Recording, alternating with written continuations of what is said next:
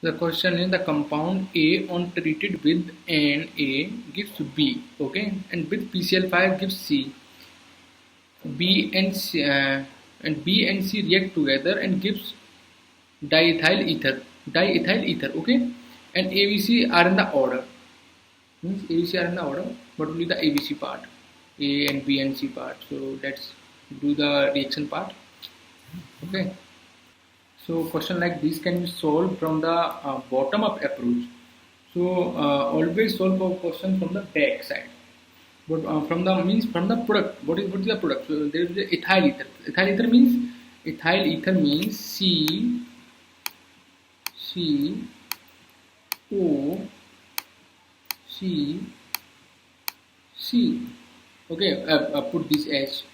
What are the H is here? Okay.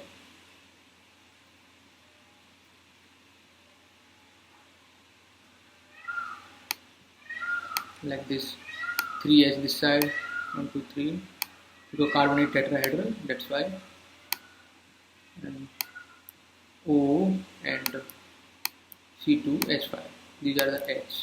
Okay, so how will you break that? To break it will break from here, always break from here. One part will be the this part and one part will be the this part. And we know that ethyl ether always add with the help of SN2 and with the help of NaCl. Okay, this is the fact you have to remember, because this is the chemistry, so you have to remember the facts. So that's why if we break this, so this will be like Na, because O is negative, that's why it will get the Na positive. On this side it will get the Na positive and it will get the Cl negative after removing H. So sorry, there is no H, that's why we will Cl. No, here is a H.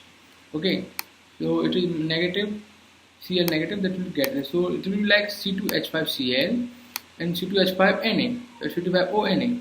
Okay, so this will be the B, because so there can be a B, either it is a B or it is a B. So after reacting Na, this will be a second, means B compound. So this will that's why this will be a B compound.